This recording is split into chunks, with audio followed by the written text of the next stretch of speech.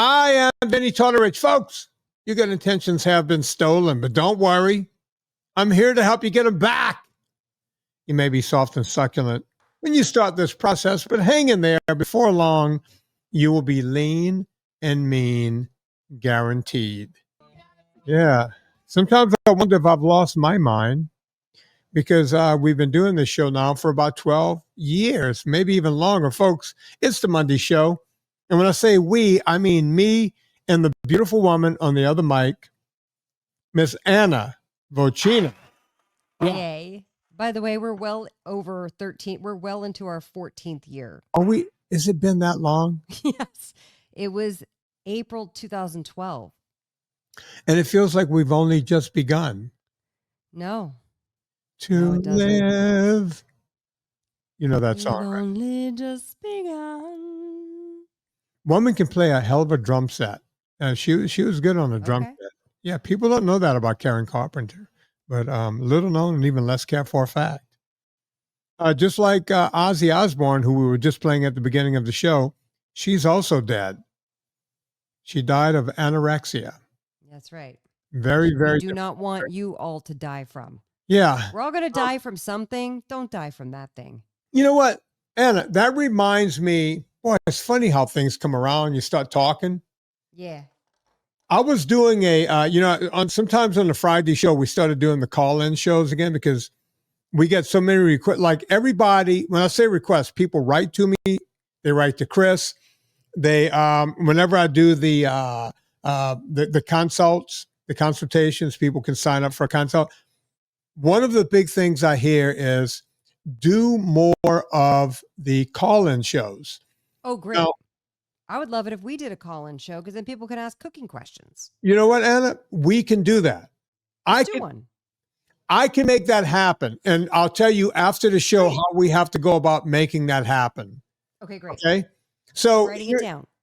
All right. Write down that you got to ask me that question, how we're going to make that happen.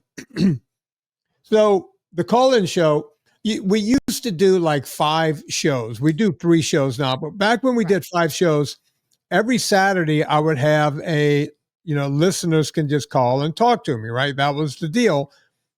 And people used to tell me back then, that's the show I get the most out of because they relate to me.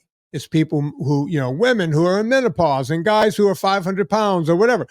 They're relating to the rest of the audience. Absolutely. But Anna and I learned at some point that doing more shows wasn't better because there's so many podcasts out there now and everyone's got their true crime podcast. They got this podcast, that podcast. They got to listen to, left wing, right wing, whatever you got. People's got all these podcasts they got to listen to. So they started missing shows. And we actually got a bigger audience when we went to lesser shows, right? We gained more audience again because people could handle 3 where they couldn't handle 5. Right. And 2 of the shows, like the Sunday school went down the drain, and then the listener call-in show. So I moved that instead of just doing luminaries on Fridays, we do call-in. And I haven't done one in a while because, well, we've had too many luminaries. So I've gotten back to it. And by the way, folks, if you want to be a call-in, just let Chris Schaefer know, and he will put you on the list. We have about 100 people on the list right now. Oh, that's awesome. So we're going to keep doing them. So should we let Chris know that if there's cooking callers in particular? No, we'll that's what you and I need to talk about at the end. Okay. I might have you put it out to your group so we could get specific. Perfect. We can do it that way, and we'll get the specific people asking those questions. I think that like with your core new people who find you, whether through Mike Rowe or Adam Carolla or whatever, their cooking questions are very much like, okay, you told me to cut out sugars and grains. Now what do I eat? They're or like, I opened Eat Happy and I didn't know how to make anything. You know what I mean? It's a very, because people are going into the kitchen for the very first time.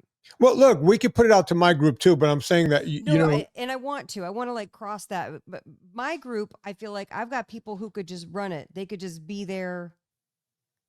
Leslie Hollenbach can just sit here and do this. Right. She's your new co-host. You know what I mean?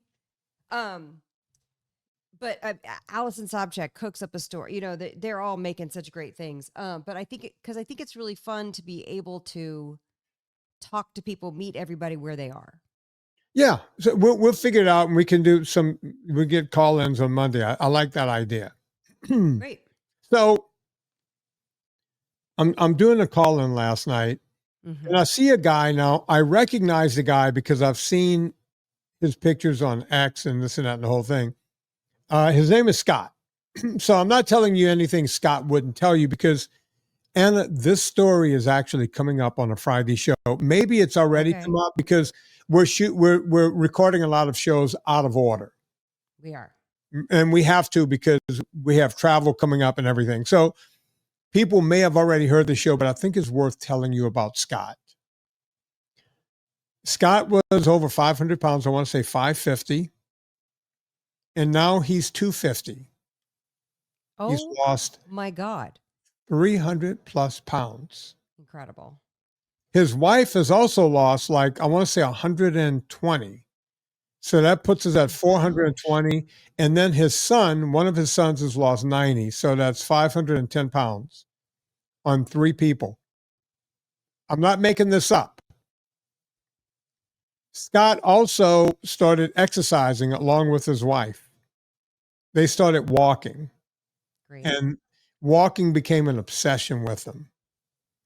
They went from barely being able to walk at all. When you're 500 pounds, I mean, you're trying to put on a 500 pound, if you weigh 200, put on a 300 pound vest. That's what it felt like for Scott. Okay. The guy is walking. They're walking more and more miles. He's walking like, he can walk like a marathon, right? He was able to walk a marathon. 26. Incredible. Sometimes he'd go out and walk 3 or 4 hours a day. He's a little older. He's got time on his hands.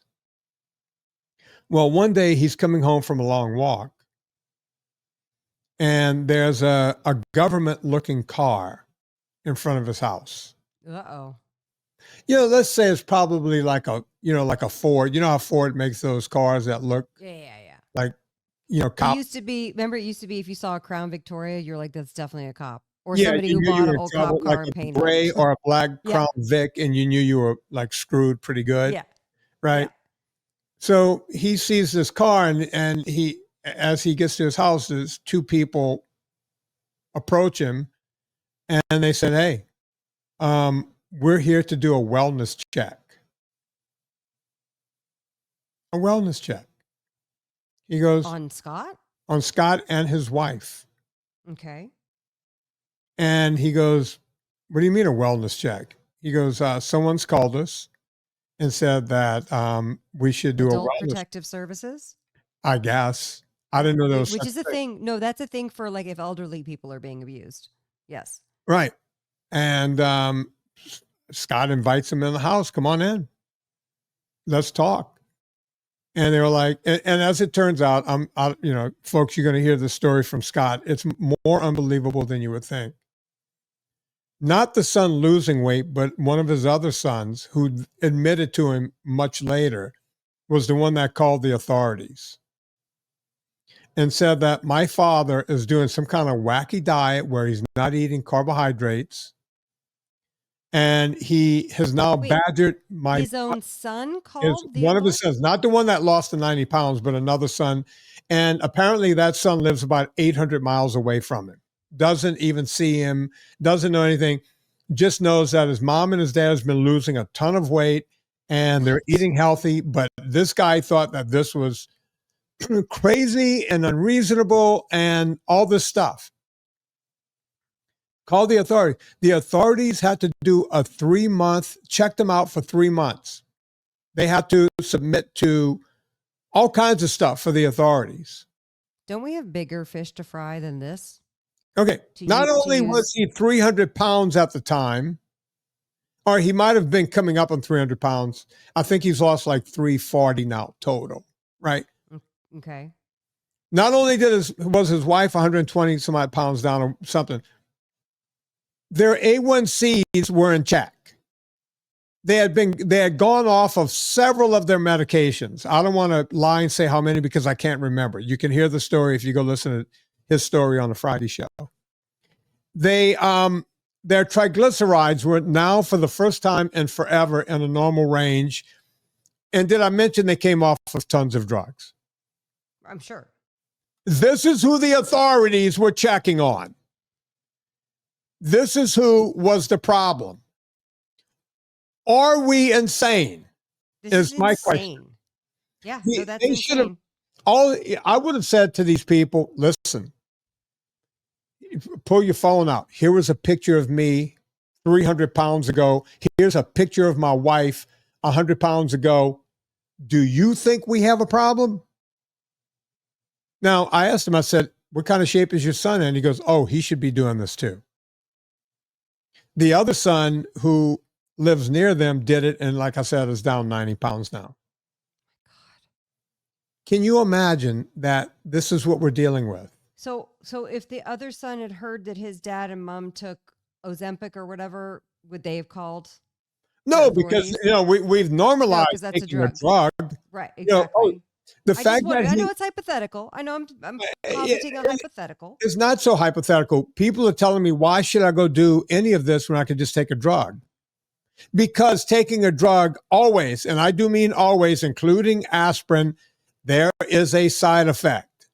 Now, maybe it's because I'm a Libra and, I'm always trying to balance the scales. That's what Libras do. That's what I'm That's told right. by my hippie friends. Yeah, Right? you're. If hippie you do friend. something over here, you need to do something over here to get it even, right? You got to always balance that scale.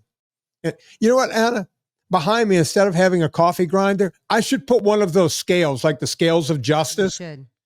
You're the scales of fitness justice. Yeah, just to remind people that anytime you take a drug, and we could just show it on the show, we could go, okay, we take the Ozempic needle and put it over here, the Wegovy needle or the Manjaro needle.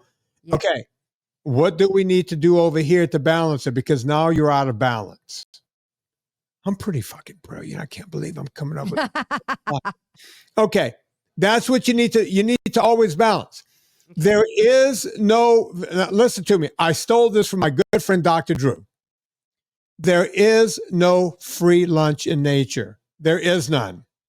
I thought Dr. Drew stole it from you. No, I stole it from him.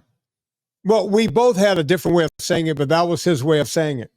I'm going to be talking, we're recording this at 6 o'clock on Friday night. At 9 o'clock tomorrow morning, ET, I'm going to be talking to my buddy Robert. He set up another consult. Robert is that guy. I think I told you his story once before, but it's worth bearing. So Robert, for months and months and months, maybe a year and a half, kept saying, "Oh my!" But he's a high pollutant attorney over in Boston. Does really well, but he's got his job. It's a lot of stress. This sort of thing. He's got wife, kids, the whole thing. All the stressors that you get. Mm-hmm. It's like, Vinnie, I'm eating low carb. I look a lot better. I feel a lot better. But in the gym and this and that, and I got all the stress. All my buddies are telling me I need to go on TRT, testosterone replacement therapy, okay. or HRT, hormone replacement therapy. I think they usually use HRT for women and TRT for guys, right? They've been calling it MRT lately, menopause replacement. There, I don't know. Okay, so yeah, they're just finding it more lipstick to throw on that pig. So the bottom line is, I don't know the context of what you mean, but well, you put lipstick. By taking drugs, you're putting lipstick on a pig, right? I don't think you should come for female hormone replacement therapy without. No, I'm talking about the TRT. Okay, I get. Thank you for correcting me, Anna. So these guys take this stuff, and you're going to feel better, right? You start taking more testosterone, naturally, you're going to feel better. And a lot of people are going to come after me for this and go, dude, I feel better. So what? What do you care? It's fine. But know a couple of things. Once you start, you can't stop. Oh, you can stop. But guess what? Now your hormones are going to be in the toilet worse than they were before. Why? Because your body stopped making them. Your gonads stopped making testosterone. Now, that can equalize after a while, but you stop and you're going to be lower than you were before. You're going to be lower than whale shit, and that's pretty low. Goes to the bottom of the ocean. See what I did there, Anna? So And if you stay on it, now you're on a drug for the rest of your life. So you have a choice, right? You have a choice. My deal is never go on and just take what you got and do the best with what you got. And there's a lot of things you can do naturally to raise your testosterone to some degree. We're aging. Our telomeres are getting shorter. Everything about our DNA, we're dying. Every day, we're closer to death. Unless you get hit by a bus, you know, you're going to just keep going in that direction. Okay? But here's the thing. There are things we can do. Getting proper sleep. People go, oh, I can't fall asleep at night. Why? Oh, I know why you can't fall asleep. Because you're looking at a phone. That strobing of a phone is a problem. You're looking at an iPad. You're looking at a tablet. You're looking at a laptop, what have you. These things are proven to mess up sleep. I've had sleep specialists on this show explaining that. Getting proper rest will help with your hormones. It will equalize your hormones. It'll bring it up. Getting exercise, especially weightlifting, anaerobic exercise, will help your body. It will regulate and raise your hormones. Eating the right foods, right? Cutting out any kind of processed foods, eating clean. Well, you know, eating red meat, eating eggs, right? These are things that will help raise your hormone. You can go look online. There's a bunch of things out there that will help naturally boost your hormones or give your body the best shot to get your testosterone up if you're a guy, what have you. And as I mentioned about Robert on the show, a year and a half, I kept saying, Robert, it's up to you. I can't tell you what to do. You're going to feel better. I'm told by every guy, they feel better and the whole deal. But you're going down a road that we don't have a lot. Oh, they're saying it does this, that, and the other thing. I got you, brother. I got you. He ended up having a problem, right? He ended up in an ambulance, shortness of breath, because they put him on too much, right? It wasn't regular. And I think he had the pellet put in. See, once they put the pellet in, then it's in there. I think you should not go straight for the pellet, right? I don't know what he did. I think he was doing one thing and went to another thing. He did a few things and then ended up being too high, like 11, 1200 testosterone. That's getting into what bodybuilders get, right? These things are problems, folks. Anytime you take any medication, there's a downside. There's another side to it. So consider that when you take a semaglutide, a GLP-1. Doctors, I was doing a Tom Bernard show yesterday. They have me do that show from time to time. I love doing Tom's show. And we were talking about some of these, you know, drugs and all the stuff that people are on. These are problems. You know, they wanted to put his son, I think his name is Andy. His son is Andy, who's on the show with Tom. They wanted Andy to take a statin because they thought his triglycerides were too high. I remember Andy. I remember Andy on the show. Andy's never been on my show. I was on Tom Bernard's show, and Andy is his son that runs. Yeah. Have you been on Tom Bernard? Yeah, you referred me over there. I did his show. Okay, so you remember Andy. Andy, his total cholesterol was like 160, 165 total. They wanted to put him on a statin because his triglycerides were over 200. That makes no sense. That's like putting a cast on your arm and it's not broken. Why is there a cast on it? It's not broken. Or you might break it. You already have the cast. Right? It makes no sense. A lot of times you have to question, I am not anti-doctor. I am not anti-medication. I believe that doctors have saved my life twice. At least more than that, when you think about it. You know, I've had surgeries. I've done this. I've done that. But when a doctor starts throwing drugs at a problem, it's your right. It's your right. Go get a second opinion. Get a third opinion. And do not ask that doctor to recommend a doctor, because he's going to recommend his friend who's going to say, do what the last doctor said, or he's going to give you the same. Go find an independent doctor. I know it's money, it's time, it's bullshit. I'm telling you, do this, folks. Do not do this. Do not do this. Okay. So You know, do it. you know what you want to do? What? You want to get a lot of polyphenols in your system. Yeah. Very That's helpful a for big you. fancy word that means stuff that's good for you. Mm-hmm. Mm-hmm. Now, there's several ways to get polyphenols in your system. And look, we don't sell these things at purevitaminclub.com, but you know who sells polyphenols? Straight from the Capelli, source. right from the Yeah. source. Boom.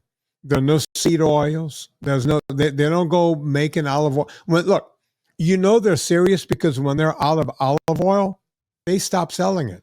You could go weeks and months without Villa Capelli because when they run out, they run out. You know who never runs out? Bertolli.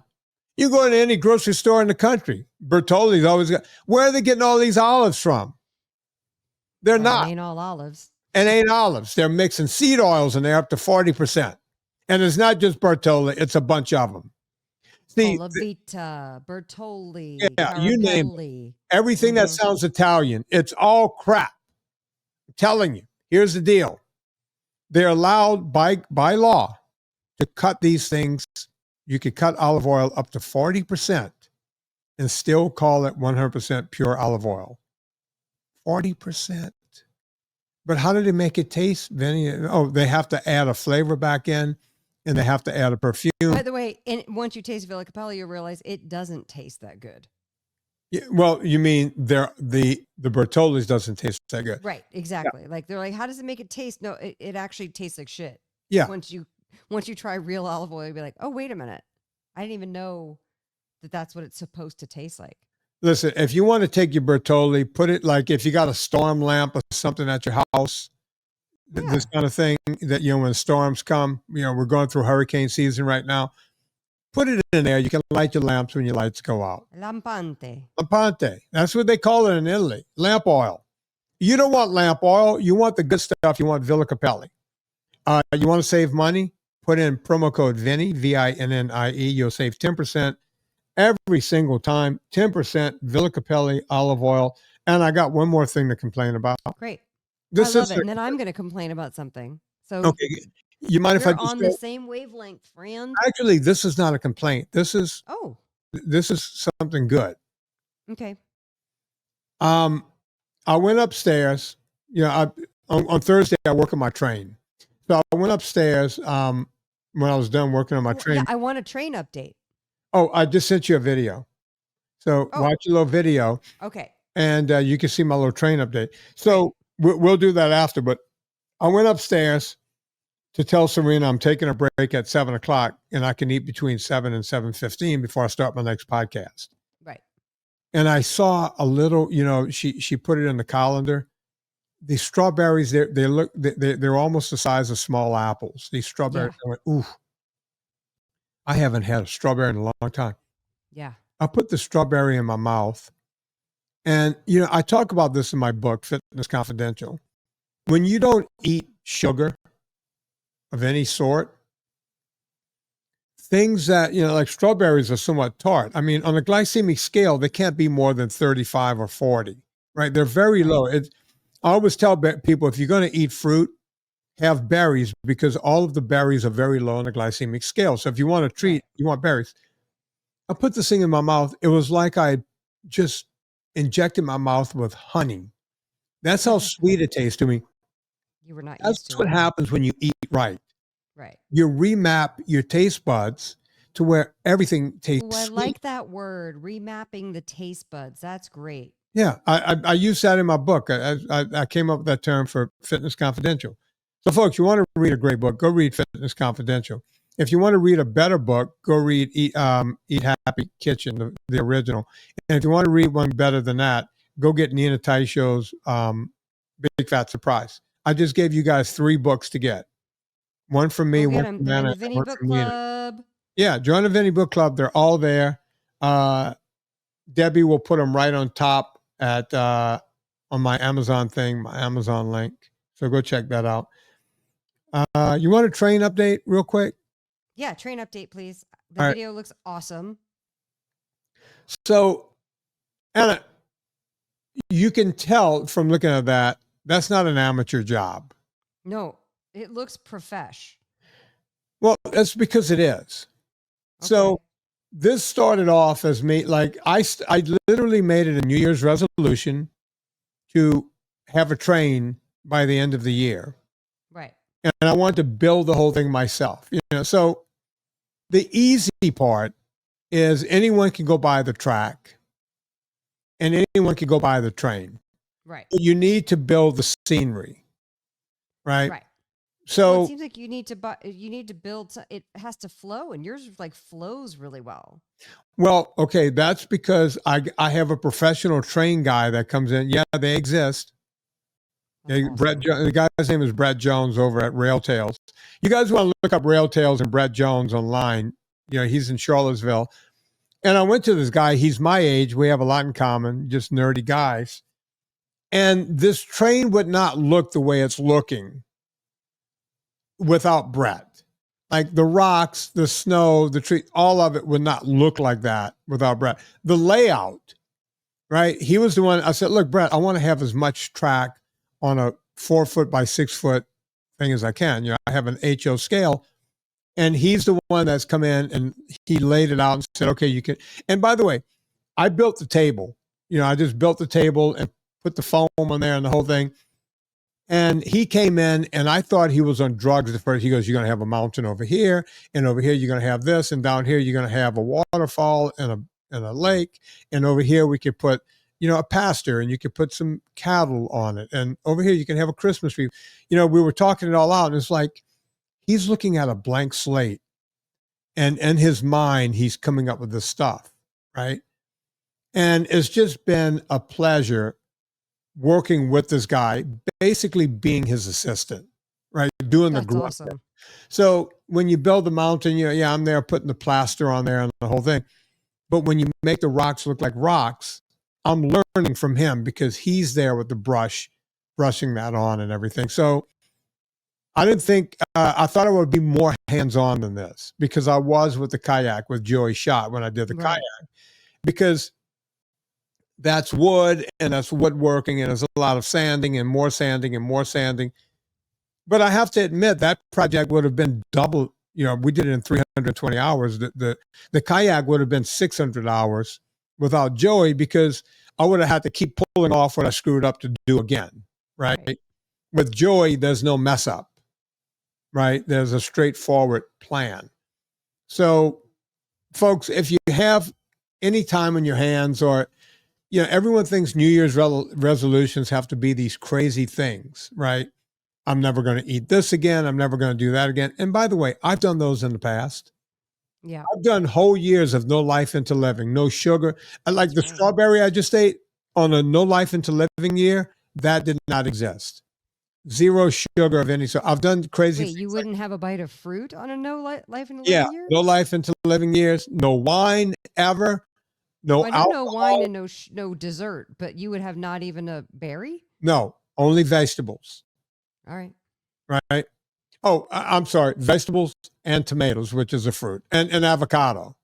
So those will have like the savory fruits, like cucumber.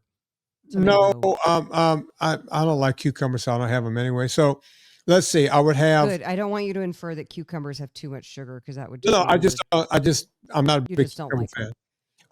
If I will eat a cucumber raw, you just eat a cucumber, but in a salad, it's just. I like them with salt and olive oil on them. Okay, so all right, I would leave avocado in. That's a fruit. I would leave olives in. And I would leave tomatoes in. Everything else, fruit-wise, I'm on no life into living. I've done years where I had to do at least 1 hour of aerobics. I did that like 4 years in a row. Yeah. This year, I'm not doing that. This year was about putting on more muscle, which means I had to crank back on my, the amount of aerobics, right? Because I'm hitting the gym more and harder to literally put on some muscle at 62, going into 63. But I wanted to do another project where I'm doing something kind of artsy, right? Because we all go through life going one day. And I realized when I turned like 58, 59, oh, wait, I'm running out of days. Right. And I haven't done, I've always wanted to build a canoe, right, out of wood. And here I am, no wooden canoe. So I changed it a little bit. since I got into kayaking, I decided to build a kayak. So that's what I did. But I still built a wooden boat. As a matter of fact, I built something that was way more complex than a canoe. Right? So take time, folks. We don't know how much time we have. Figure out what you can do. It might not be a train set for you. It might not be a kayak. I got to be honest, both of those endeavors are expensive, but we are empty nesters, and, you know, I don't spend money on stupid things like sports cars and what have you. So you have a few. You used to, but now you don't. Now, yeah, I used to have sports cars and fast motorcycles and everything. And I realized that those things never really made me happy. Right. And I may get another sports car one day, because every now and then you go, oh, yeah, maybe I need this or need that. Or you don't need it, but want. I don't know. You seem pretty happy when you rolled into the North Hollywood in the Ducati. Oh, I love my motorcycles. I only stopped riding motorcycles because with everyone texting on the road, I figured I was on borrowed time. And I used to love my GSXR. I didn't love my Harley, but I liked my Harley. Loved all my Triumphs, and I had 2 or 3 Ducatis, and I love bikes and motorcycles. I like 2 wheels. You're a motorcycle guy. Can I ask you a question? Sure. When a motorcycle zooms past me and is so loud it rattles my bones, my question is, I get that that's fun, but my question is, do you wear earplugs? Because I thought to myself yesterday, somebody zoomed past me on such a loud motorcycle, and it literally rattled my central nervous system and hurt my ears. Do you hear it when you're on, and do you wear, because that must contribute, that can't be good for hearing. I know that sounds stupid and like. No, it's not stupid. It's loud to them too. It's louder to you because the pipe is coming out the back. Okay. Well, that makes sense. Those dynamics make sense. Okay. But I was like. But it's still loud. All right. So I've had track bikes allowed, right? Because I used to go to track and do amateur racing. And we all wore earplugs at the tracks, right? Because, and I had the kind that were molded into your ear, not just a little cheap cottony looking things. You wanted those in, because those bikes, when you're winding them up to 11,000 RPMs, it's screaming on your ears, right? I don't like loud bikes. Loud bikes do not save lives. I've heard that before. Oh, yeah, I put this muffler on my bike, sir. No, it's illegal. The noise, it's noise. Oh, is it a special kind of muffler that makes that noise? Is that you can either take the baffle out of the tailpipe you have, or, you could buy a pipe that they put on the package for track use only, right? That's how they get away with selling it. It's not meant for the road. Okay. Because it reaches a decibel level that's way higher than, what should be on the road. Right. Right. So yeah, it's illegal. I never liked it. LA is just full of a bunch of clowns on Harleys with the baffles out, and I'm just not a fan of it. Yeah. Right. I had a Harley. I just left the baffles in. They were fine. And by the way, it doesn't make your bike any faster. And people, dude, you're way off. It increases the horsepower by X%. Yeah, but you can't feel it, right? It's not like it raises the torque curve or anything. That you feel the oomph in the torque. Yeah, it might raise the horsepower at a certain RPM by X amount. You'll never feel it. Sorry, you just won't. Take it from a guy who's owned a gazillion motorcycles. I can't wait for everyone to get mad at you on X. Oh, they will. Come at me, bro. Come at me. So, yeah. And by the way, I took the term remapping from my motorcycles, right? Because my GSXR, before I just made it just a track bike, I used to ride it on the road too. And when you go to the track, you start adding different suspension and all that, because that's what really matters on a track. You got to have the right suspension. But you could go in, you would hook a computer up to the electronics of the bike, and you would remap the way the bike ran. so that you could get more power out of it at a different power range on the track, right? At a different, so there were ways to, and it was called remapping. And you would use it like that. And right before you left the track, you would get a guy to come back with the computer, and the computer was sitting right on the seat of your bike. You would plug it into the bike, and you would map it back down for road use. And that's where I got the term remapping from. You know, it's like, oh, they're doing what we're doing whenever you eat correctly. You're remapping, right? So that's where I stole the term from that and used it in my book. So there you have it. I wanted to talk about a new level of, for lack of a better term, grocery store fuckery that I didn't know. Let me write that down for my next book. Grocery store fuckery. Fuck. Which, you know, we've talked about all kinds of crazy stuff about how hard it is to get on the shelves and the slotting fees and the free fills, which means you have to give a case for free of other things. And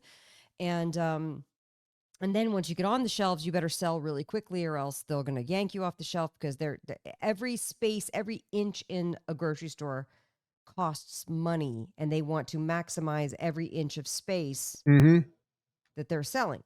Yeah. And there's things like, you know, we're in this chain in the East Coast that we pay around 10 grand of free fills and 10 grand of slotting fees, and we're not planogrammed.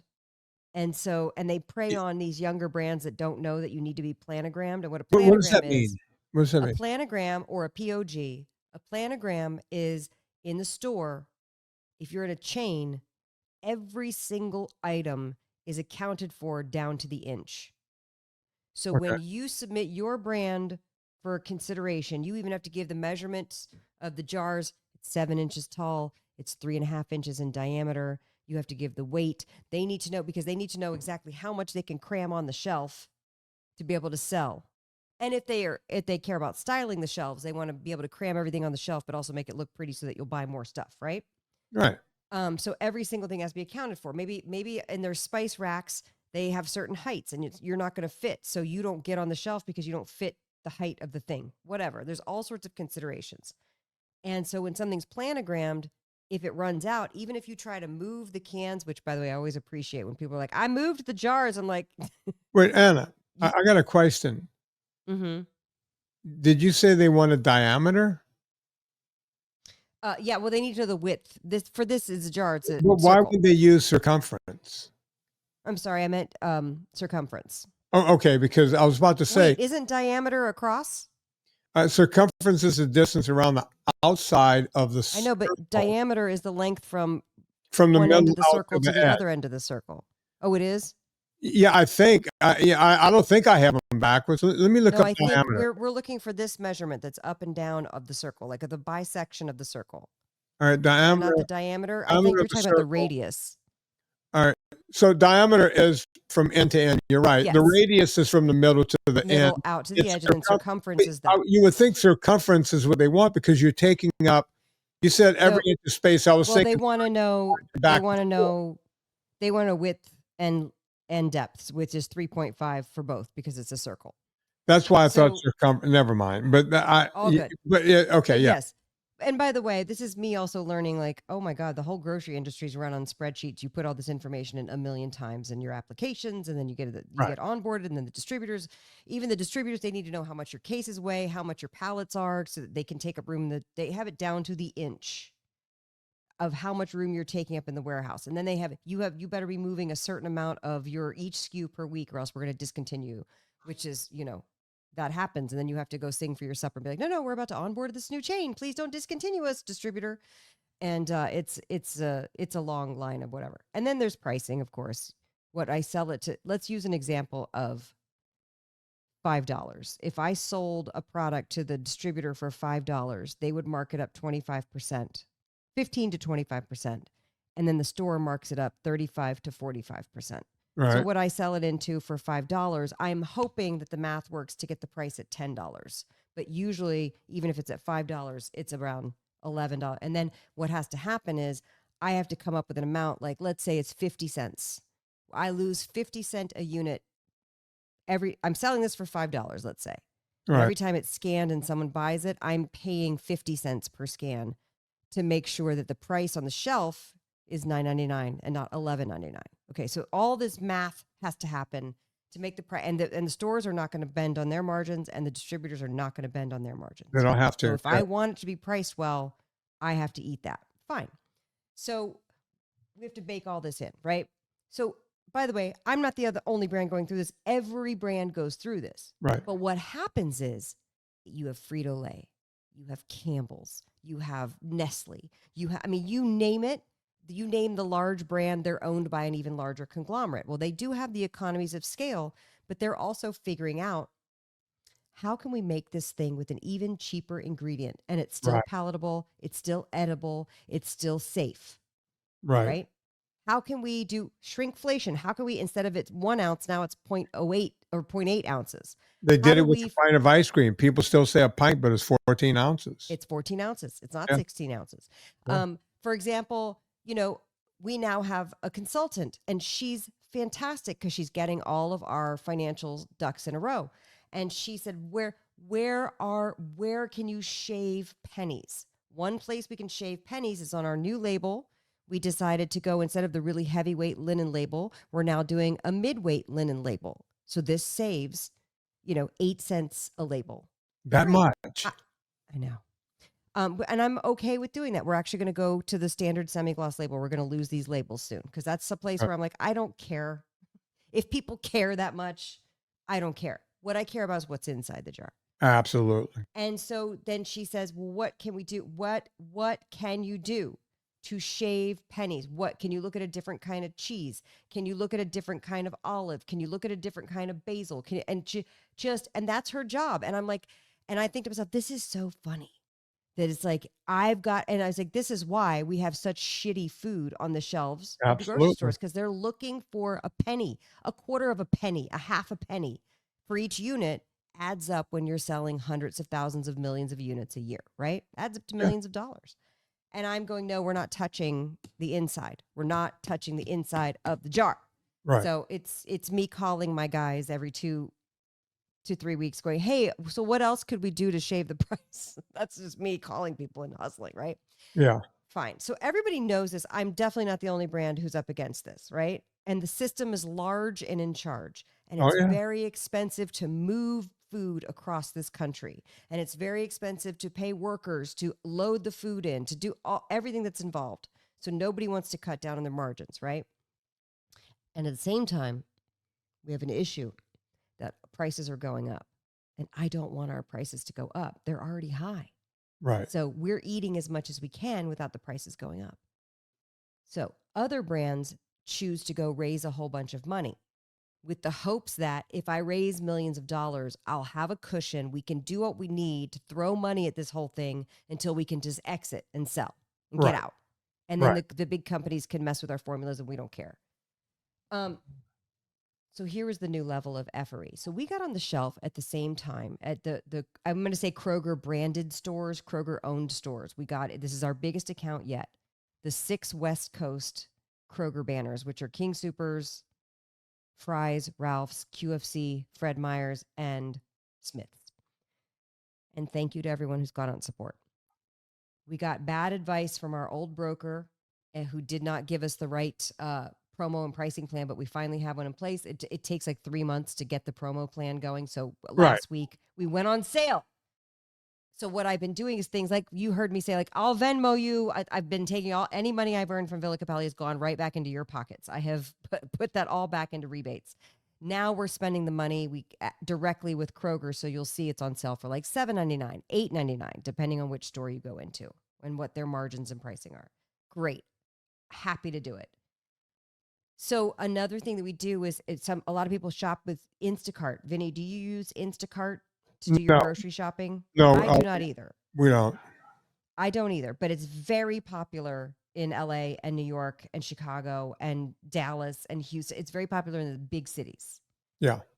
And so we do Instacart ads, which is kind of a cool idea because when somebody's shopping on Instacart and they're like, I want the Rayos, beep, boop, boop, boop, our ad can come up and they're like, wait, pink crema sauce. That sounds good. Yeah. What is that? And they might try it out. And we pay. It's like a pay-per-click, like how you would see an Amazon ad or whatever, a Sure. Facebook ad, right? We pay for that.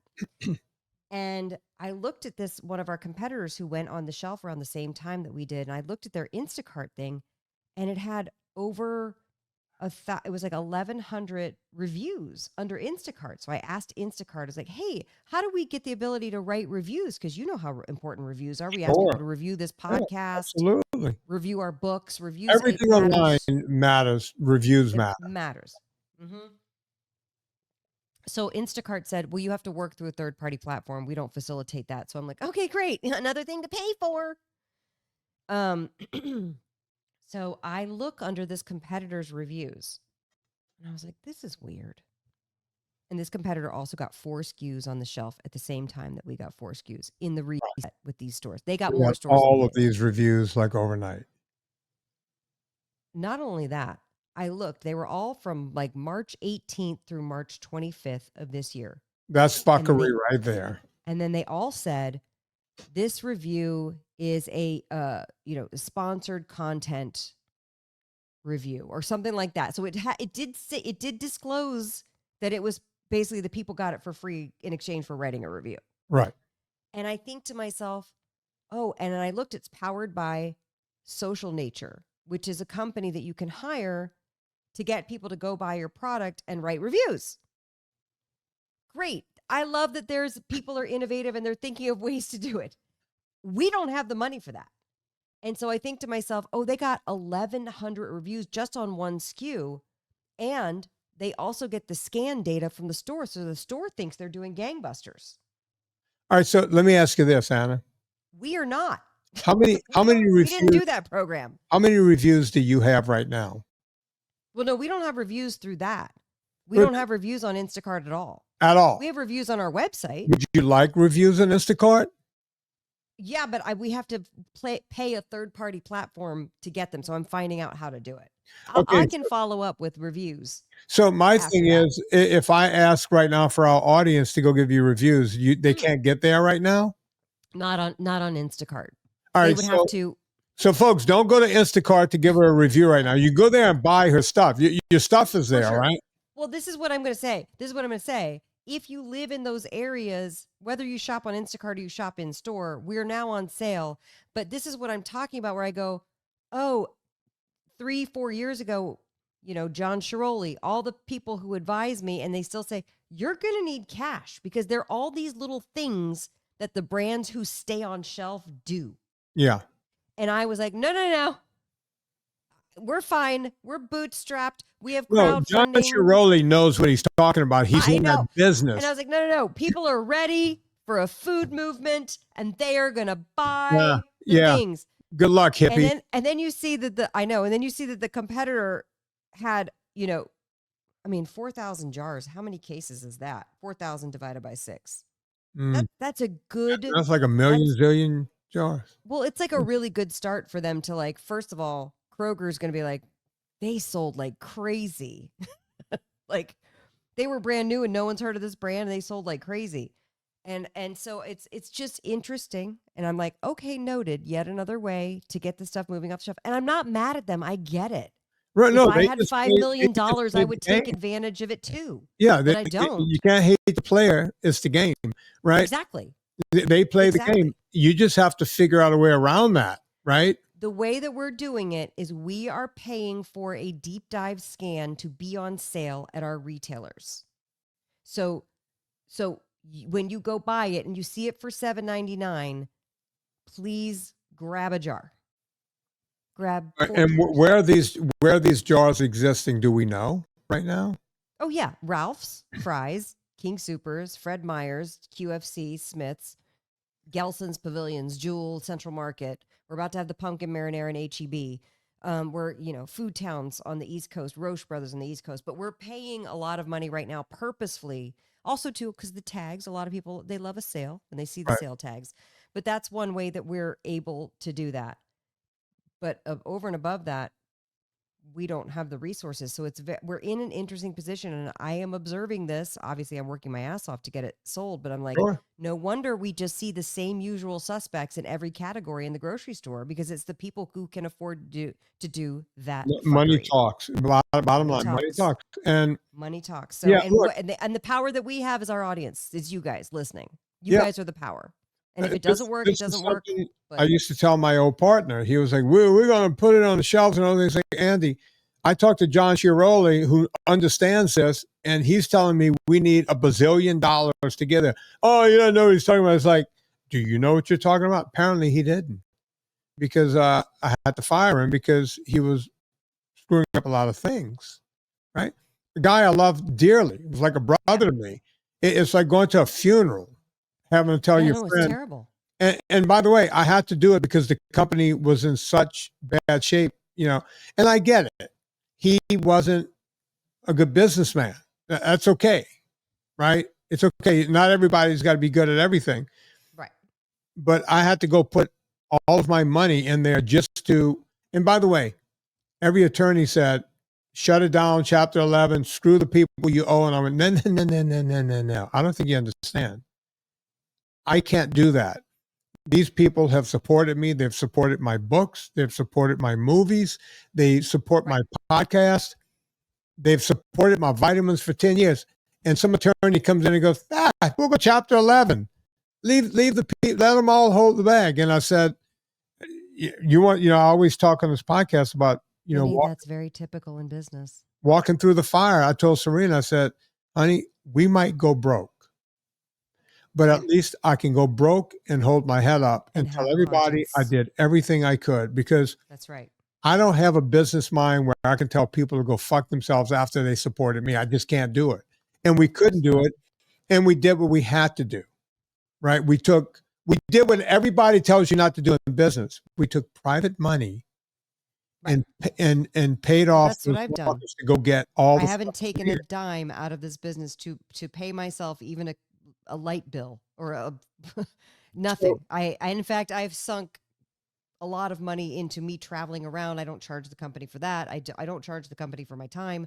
And that's fine. That's a choice that I've made because I really want to grow this business so badly. Like, I will do what it takes. And that's great.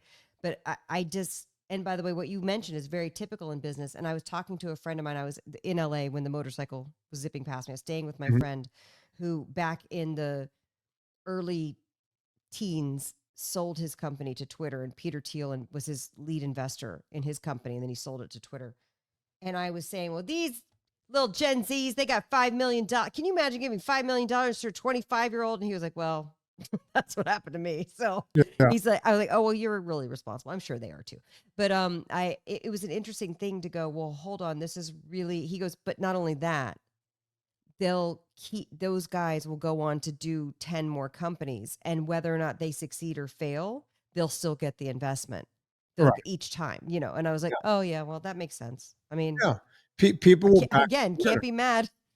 Right, and one day we'll go to VCs because that's where we're headed. We will have to go to get private equity money or VC money because we'll hit a ceiling in our growth. But until then, I am doing everything in my utmost power to engage our audience and our friends and our family to, you're going to buy one anyway, at least buy our brand. All right. So Anna, let's do this. Yeah. I'm going to say what I have to say about wrapping it. And then I want you to clearly and concisely putting a dot at the end of every one of them. I'm going to say, the end of the show. And before I play music, I want you to name every place people can find your product again. You said it a minute ago, but I want you to say it again slowly and concisely. Whenever I point at you, I want you to say it. Okay. I want people to go to eathappykitchen.com and put in your address. We have a store locator that's updated every week with new stores.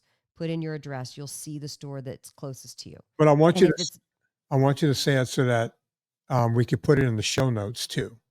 Great. That's what I'm trying to do here. So I can send that link to Leona. Give Anna your email address. You don't even have to give me your email address. You just put in your own address, and it will tell you where the retailer is. Put in your address. It'll tell you where to retail. Yeah, it's a map. Yeah. And that's at Eat Happy Kitchen. EatHappyKitchen.com and grocery locations. And when I point at you, I want you to say them all slowly. Okay. So, folks, you know what to do. We all go shopping on Amazon. Before you go to Amazon, please go to VinnieTortorich.com. Click through the banner. Puts coal on the fire. Gets my train down the track. So go and do that. Rate and review this podcast. Put life into living and do it with enthusiasm.